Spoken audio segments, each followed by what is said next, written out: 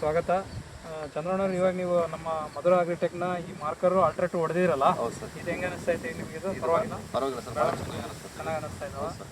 ರೈತರು ಕೂಡ ಭಾಳ ಮಂದಿ ಇದ್ರ ಮೇಲೆ ಇಷ್ಟಪಟ್ಟಿದ್ದಾರೆ ಸರ್. ಮಾರ್ಕರು ಆಲ್ಟ್ರೇಟ್ ಎರಡು ಇಷ್ಟಪಟ್ಟಿದ್ದಾರೆ. ಇದರಲ್ಲಿ ಏನಪ್ಪ ಅಂದ್ರೆ ಸ್ವಲ್ಪ ನುಸಿ ಕಡಿಮೆ ಆಗಿ ಬೆಳವಣಿಗೆ ಬರ್ತಾ ಇದೆ, ಬರ್ತಾ ಇದೆ ಸರ್, ಗಿಡ ಬೆಳವಣಿಗೆ ಬರ್ತಾ ಇದೆ. ಈಗ ನಾವು ಟ್ರಯಲ್ ಕೊಟ್ಟಿದ್ವಿ ನಿಮಗೆ. ಇದು ಒಂದು ವೈಟ್ ಕ್ಯಾಪ್ ಇಂದು, ಒಂದು ರೆಡ್ ಕ್ಯಾಪ್, ಇನ್ನೊಂದು ಆ ಕಡೆ ಇದು ಯೆಲ್ಲೋ ಕ್ಯಾಪ್.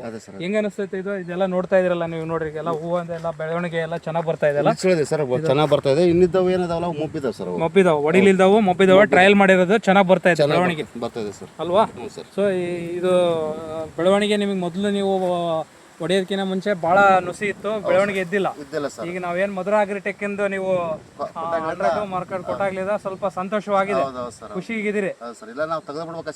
ಗಿಡ ತೆಗಿಬೇಕನ್ನೋ ಒಂದು ಇದ್ರಲ್ಲಿದ್ರಿ.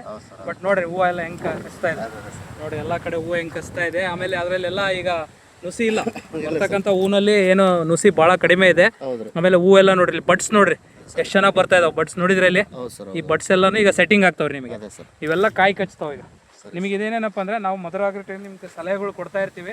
ಅದ್ರ ಪ್ರಕಾರ ಈ ನುಸಿನ ಕಂಟ್ರೋಲ್ ಮಾಡ್ಕೊಳ್ರಿ, ನಿಮಗೆ ಇದ್ರ ಬೆಳವಣಿಗೆನೂ ಚೆನ್ನಾಗಿ ಬರ್ತದ, ನಿಮಗೆ ಒಳ್ಳೆ ಇಳುವರಿನೂ ಬರ್ತದ. ಸೊ ಹೆಚ್ಚಿನ ಮಾಹಿತಿಗೆ ನೀವು ನಮ್ಮನ್ನು ಸಂಪರ್ಕಿಸ್ತಾ ಇರ್ಬೋದು. ಧನ್ಯವಾದ.